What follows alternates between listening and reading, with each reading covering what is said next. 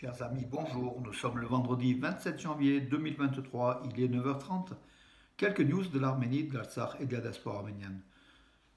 Dernière minute, le grec Stefanos Tsitsipas en demi-finale de l'Open d'Australie à Melbourne s'est imposé en 4 heures et en 4-7, donc difficilement, face à l'arméno-russe Karen Khachanov.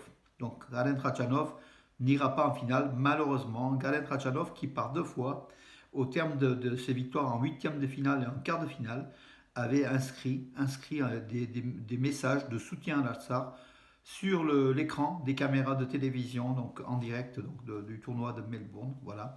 Euh, L'Azerbaïdjan ayant protesté, bien sûr, comme d'habitude. Hein, voilà, et Karen Khachanov a dit: je suis d'origine arménienne, pour moi il n'y a aucun problème. C'est ni faire de la politique ni autre chose. C'est je suis arménien et je soutiens l'Artsakh.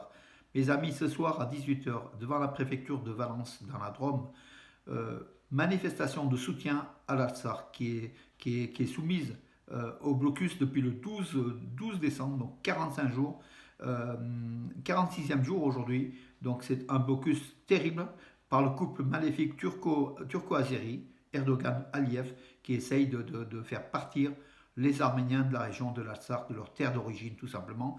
Et après l'Artsakh, mes amis, c'est important cette manifestation, il faut qu'on soit nombreux parce qu'après l'Artsakh, c'est l'Arménie qui est visée. C'est l'Arménie qui est visée, l'Arménie qui pourrait disparaître face à cet appétit pantouranien par la force de cette Turquie qui est la quatrième armée de l'OTAN, et puis l'Azerbaïdjan qui est son valet, qui exécute les mauvaises œuvres contre la nation arménienne pour un nettoyage ethnique de l'Artsakh puis de l'Arménie. Voilà mes amis, c'est important. Il faut qu'on soit nombreux ce soir pour dire non, non à ce pantouranisme, oui à la paix, oui à la liberté, oui aux droits des peuples, oui au peuple arménien de l'Artsakh, à son droit de vie sur ses terres d'origine, et puis de l'Arménie aussi. Hein. Dont on a appris d'ailleurs par Darmanin, Gérard Darmanin, donc le ministre de l'Intérieur, que dans les forces les observateurs civils, il y aurait des gendarmes français, mais au nombre de 70 gendarmes français qui seraient déployés donc, à la frontière entre l'Arménie et l'Azerbaïdjan. Donc c'est important. Donc ça veut dire qu'en fait, ces observateurs seraient au nombre de pratiquement 200. Voilà. Attendre, justement, on n'a pas le délai de la date de ce déploiement, mais c'est dans les jours qui viennent. Voilà. Donc, et c'est urgent, urgent, avant que l'Azerbaïdjan attaque l'Arménie. Il faut quand même le dire, le risque est aujourd'hui important. Et puis, information ce matin, l'ambassade d'Azerbaïdjan à Téhéran, en Iran, a été attaquée. Donc, avec un mort, un des conseillers ou un des personnels de garde de l'ambassade a été tué par un homme armé de Kalachnikov. Donc voilà, nous savons que tout ça, ça se passe sur fond de crise entre Bakou et Téhéran. L'Iran reprochant à l'Azerbaïdjan d'abriter des Israéliens, des agents israéliens, puis d'être à la solde d'Israël pour attaquer l'Iran. Voilà donc ce contentieux. L'Iran qui a des millions aussi d'Azéris, hein, donc d'Azéris à la partie nord-ouest. L'Iran donc on verra, cette affaire-là n'est pas anodine, il y aura sans doute des développements. Et puis, historique, donc la visite prochaine du président donc, égyptien Abdel Fattah al-Sisi en Arménie. Donc c'est la première fois qu'un chef d'État égyptien visiterait l'Arménie. Donc c'est prévu dans les jours qui viennent. C'est ce qui a été annoncé à Yerevan par la diplomatie arménienne. L'Égypte, avec ses 100 millions d'habitants, est un élément important du monde arabe et puis du monde, tout simplement. Hein. Voilà. Cette visite donc, en Arménie renforcerait donc les relations entre l'Arménie et l'Égypte. Pachinian avait parlé aussi de contrats militaires, hein, donc voilà, entre l'Arménie et l'Égypte. L'Égypte pourrait aussi équiper une partie de l'armée arménienne par l'achat, par la vente d'armes. Hein. Voilà. Entre-temps, donc aux États-Unis, donc le caucus arménien présente en fait des députés, en fait non, des membres du Congrès présentent une résolution condamnant le blocus de l'Artsakh. Ça bouge aussi aux États-Unis, hein, il faut le dire, hein, avec Blinken qui a appelé plusieurs fois Aliyev. La Grande-Bretagne qui s'est calquée sur la politique américaine, qui était toujours anti-arménienne, mais qui la demande la levée du blocus à l'Azerbaïdjan, qui est pourtant son allié, du moins ne serait-ce que pétrolier, déjà par la British Petroleum.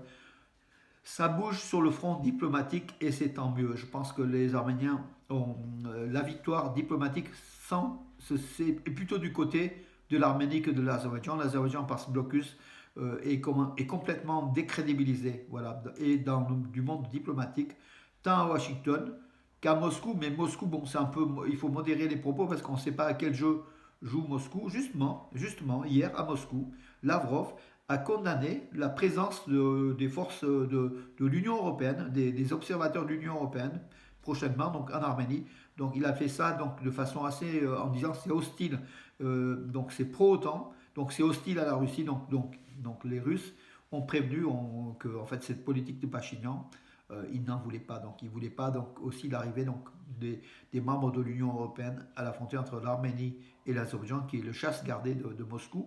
Mais Moscou n'agit pas. Moscou aurait dû agir au mois de mai 2021.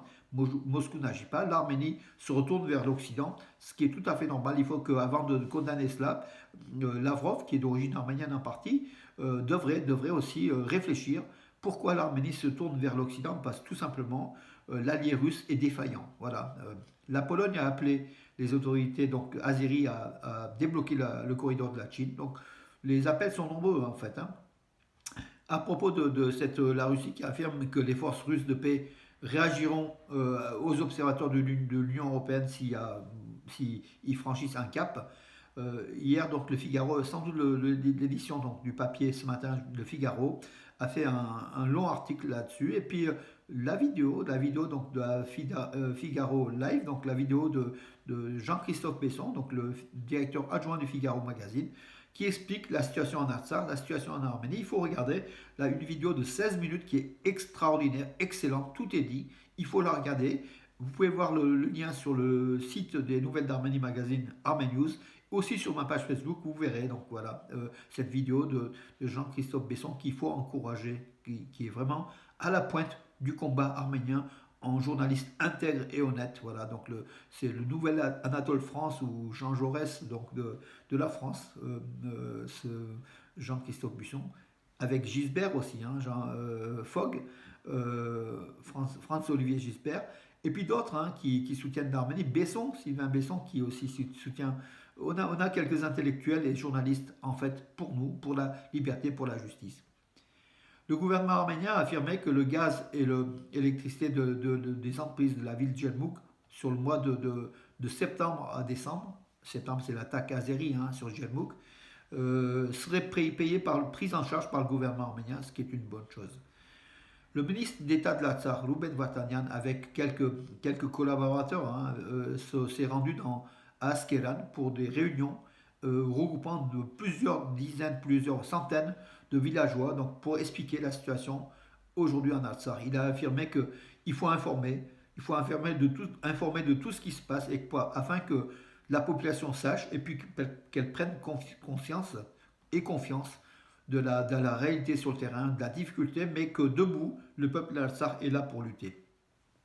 Hier, le gaz a été coupé dans les villes et villages donc, de l'Artsakh au profit de Stepanaguet, la capitale. Donc voilà, par alternance, en fait, il coupe donc une partie, puisque le gaz est rationné hein, en Artsakh, le gazoduc étant coupé encore une fois par l'Azerbaïdjan.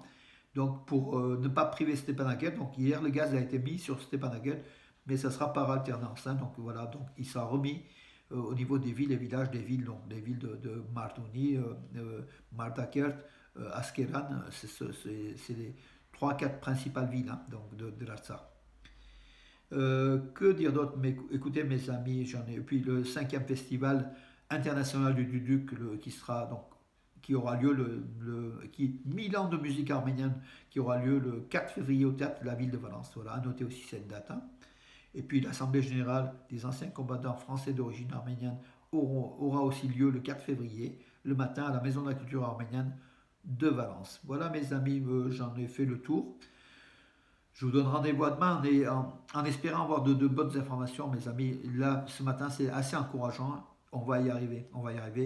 N'oubliez pas ce soir, mes amis, ceux de la région de Valence, 18h, devant la préfecture pour dire non à l'agression azérie, oui au droit à la vie du peuple arménien de l'Artsakh, des 120 000 Arméniens, puis non aussi au pantouranisme, hein, tout simplement, qui menace après l'Artsakh, qui menacent l'Arménie de toute façon.